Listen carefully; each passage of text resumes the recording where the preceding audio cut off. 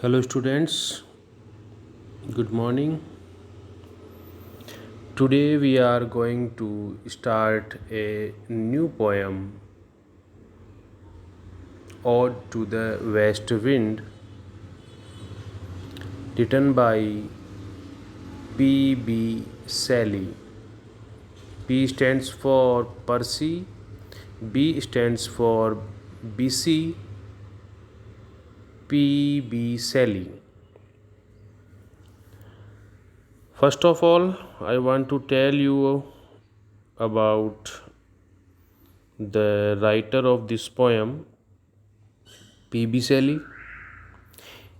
He was one of the major English Romantic poets, widely regarded as one of the greatest lyric and philosophical poets in the English language.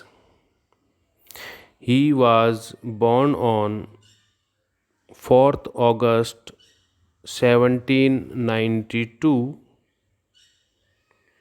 and he died on July 8th, 1822 in Italy. Now we will move towards our poem Ode to the West Wind. This poem is an ode.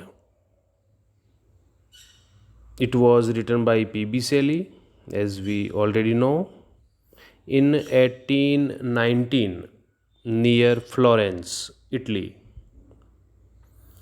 It was originally published in 1820 by Charles in London as part of the collection Prometheus Unbound. It is a lyrical drama in four acts with other poems. In this poem, the speaker directly addresses the west wind. The speaker treats the west wind as a force of death and decay and welcomes this death and decay because it means that rejuvenation and rebirth will come soon. In the final two sections of the poem, the poet or the speaker suggests that he wants to help promote this rebirth through his own poetry, and that rejuvenation he hopes to see is in both political and poetic field, means a rebirth of society and its ways of writing. Now we will talk about its form. This poem contains five cantos, or we can say this poem is divided into five parts. Each of the cantos of this poem contains five stanzas. Out of five stanzas, four are the three-line stanzas, and the remaining two lines forms a couplet, all metered in iambic pentameter. I presume you all know about iambic pentameter. If not, I will tell you later. The rhyme scheme in each part follows a pattern known as tarja rima. You all should pay attention to this term tarja rima. What is this tarja rima? Tarja rima is the three-line rhyme scheme employed by the Dante in his Divine Comedy for the first time. In the three-line terza rima stanza, the first and third line rhymes together, and the middle line does not. Then the end sound of that middle line is employed as the rhyme for the first and third lines in the next stanza. The final couplet rhymes with the middle line of the last three line stanza. We can say that its rhyming scheme is A B A, B C B, C D C, D E D, and in the final couplet we have E E sound. Now we will move towards our first part of the poem. Here, in this first part of the poem, the speaker is describing the effects over the earth caused by the powerful west wind. The speaker appeals to the west wind four times in this first canto or section of this poem, but we don't find out what is he actually asking the wind to do him until the end of the canto. Lines 1st to 5th are the first appeal in which the speaker describes the west wind as the breath of autumn. Like a magician banishing ghosts or evil spirits, the west wind sweeps away the dead leaves. These dead leaves are multicolored but not beautiful in the way we usually think of autumn leaves. In autumn, the leaves are red, yellow, and of many colors. But here, their colors are weird and ominous and seem almost diseased, like pestilence stricken multitude. The speaker appeals to the west wind a second time in the next few lines. This time, the west wind is described as carrying seeds to the grave like places in the ground where they will stay until the spring wind comes and revives them. The wind burying seeds in the ground is like a charioteer driving corpses to their graves. Once the west wind has carried the seeds into the ground, they lie there all winter and then are woken by the spring wind. Sally thinks of the spring wind as blue. The word used here is azure. Azure means blue. The spring wind seems to be the cause of all the regeneration and flowering that takes place in the season. It blows a clarion. What is clarion? A kind of trumpet and causes all the seeds to bloom. It fills both plain and hill with living hues and odors. It also opens birds into flowers the way a shepherd drives sheep. The speaker appeals to the west wind twice more, describing it as a wild spirit that is everywhere at once. The west wind is both destroyer and preserver. It brings the death of winter but also makes possible the regeneration of spring. Now we find out what the speaker wants the wind to do. Hear, oh, hear.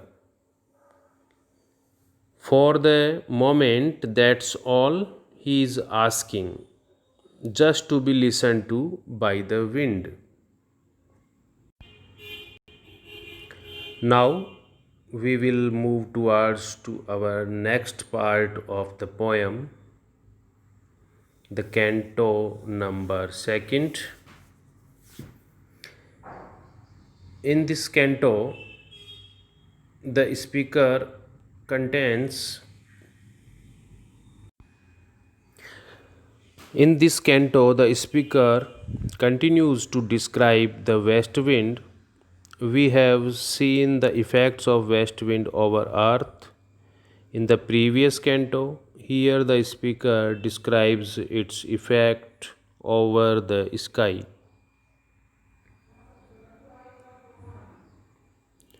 This time he describes the wind as having clouds spread through it the way dead leaves float in a stream. Leaves fall from the branches of trees, and these clouds fall from the branches of the sky. And the sea, which work together like angels of rain and lightning to create clouds and weather systems. In the next few lines, the speaker creates a complex simile describing the storm that the west wind is bringing, the locks of approaching storm, the thunderclouds that are spread through the airy blue surfaces of the west wind in the same way that the wild locks of hair on a maned wave around in the air. Here you can also see the picture of symbolic maenad. A maenad is one of the wild savage women who hang out with the god Dionysus in Greek mythology. The point here about Maynard is that being wild and crazy, they don't brush their hair much. The poet reminds us that these Maynard hair, like clouds, go vertically all the way through the sky from the horizon to the center. In the next few lines, the speaker develops a morbid metaphor. Here, morbid means diseased.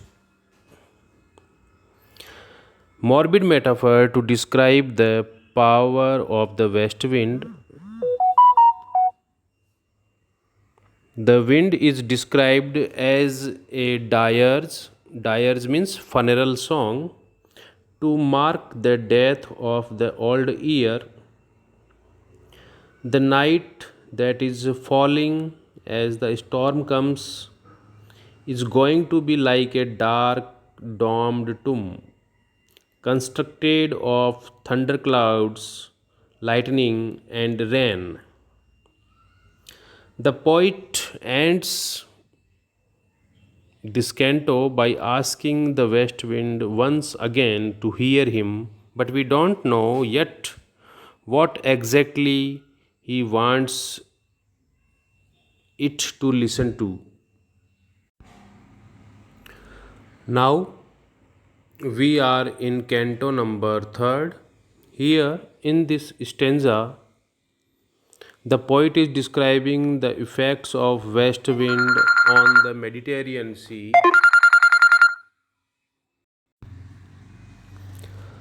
In this stanza, the poet is describing the effects of west wind on the Mediterranean Sea, Bhumidya Sagar. The Mediterranean Sea has lain calm and still during the summertime, almost as though on vacation, beside a pumice isle in Bays Bay, a holiday spot for the ancient Romans. But the west wind has woken the Mediterranean Sea, presumably by stirring him up and making the sea choppy and storm tossed. Here, the poet has personified Mediterranean Sea as a male.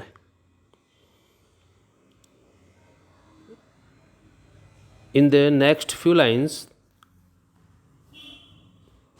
the poet is saying, during his summertime drowsiness, the Mediterranean Sea has seen in his dreams the old palaces and towers along Bays Bay, places that are now overgrown with plants so that they have become heartbreakingly picturesque.